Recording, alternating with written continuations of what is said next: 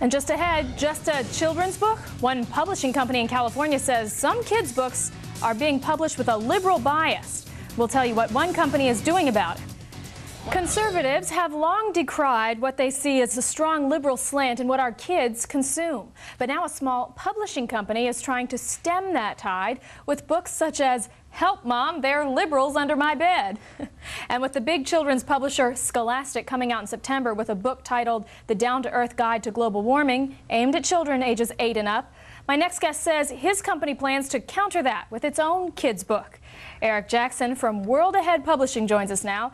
So your book's going to counter that Scholastic book. What's in the Scholastic book and how is your book going to counter that? Well, Molly, there's a lot of surprising content in the Scholastic book.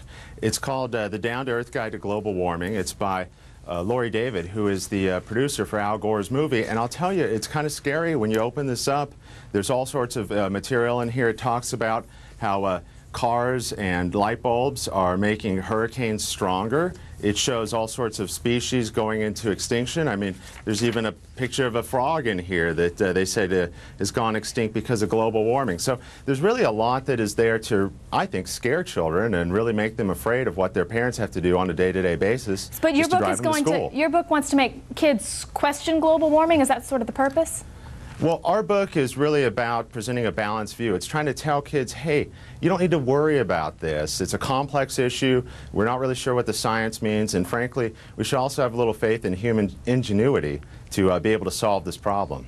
So you're taking on Scholastic, which is a large publisher of children's book. Your company's going up against them. How is it to go up against a big guy like that? Well, you know, we're not going to delude ourselves and think that we can out-market or out-publicize Scholastic. But you know what? We're going to do things a little differently than they are. Scholastic is going to do advertising in all sorts of children's magazines like National Geographic for Kids. We're not going to do that, Molly. We're actually going to talk about our book, The Sky's Not Falling, directly with adults, to take that through the media to adults so parents can make an informed decision. What kind of reaction are you getting from the Hollywood or the LA crowd to your efforts here? Well, it's been really negative so far, which surprises me. You know, we're getting emails, voicemails left on our phones at work, a lot of people decrying this. But frankly, I think our book is a much better book for kids, and unlike the Scholastic book, it's a lot less political. I was looking through your book, Help Mom, There Are Liberals Under My Bed, and it's about kids who want to buy a swing set, so they set up a lemonade stand to raise money, and then they get all kinds of problems on taxes and people coming up and saying they can't have a picture of Jesus there at their lemonade stand.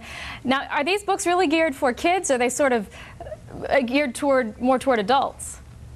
Well, Help Mom, They're Liberals Under My Bed is just a brilliant little book by a really gifted author, Catherine DeBrecht.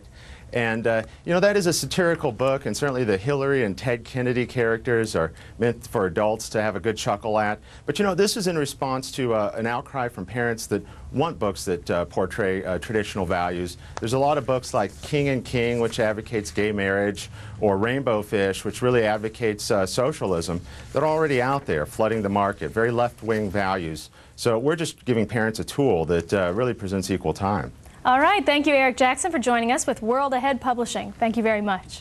Thank you.